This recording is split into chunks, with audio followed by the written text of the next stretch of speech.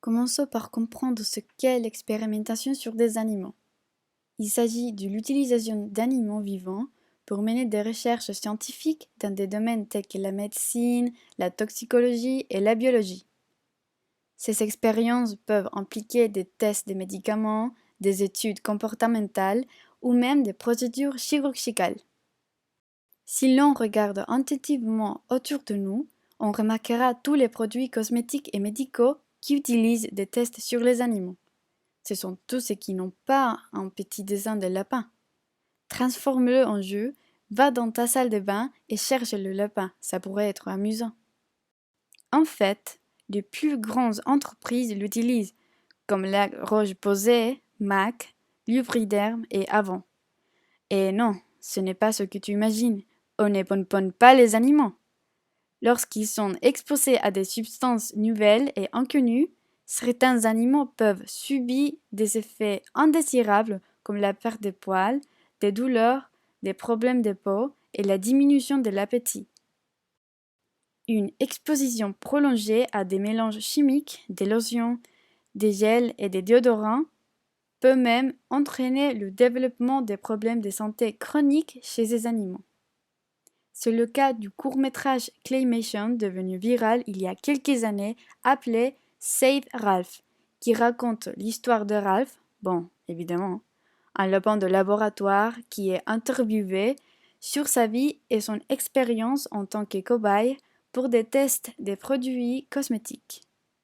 Ralph, qui a subi des blessures, des souffrances en raison de ces tests, exprime sa détresse tout en relevant l'impact néfaste de l'expérimentation animale. Le court-métrage vise à sensibiliser le public aux questions de bien-être animal et l'utilisation de cette méthode pour le bénéfice humain. Mais qu'est-ce que ça a à voir avec le transhumanisme? Bon, le transhumanisme et l'expérimentation sur des animaux se rejoignent parfois lorsque la recherche implique la modification génétique ou la création d'organes artificiels pour améliorer les capacités humaines.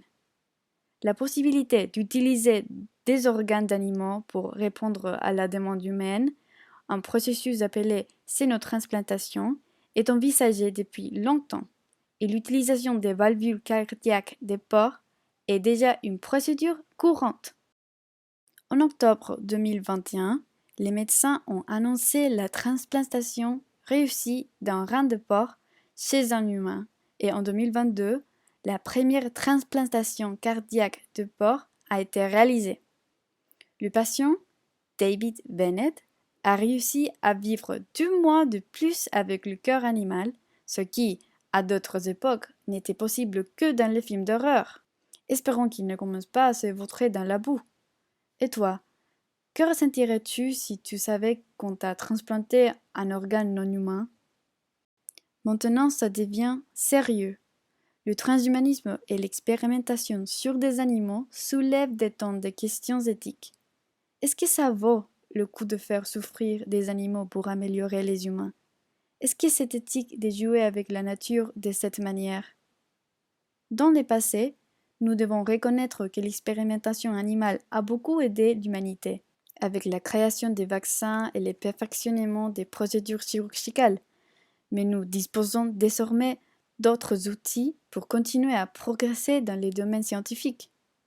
Des centaines d'entreprises ont déjà trouvé d'autres méthodes pour tester leurs produits, comme L'Oréal, qui a arrêté de tester ses produits sur les animaux il y a plus de 30 ans.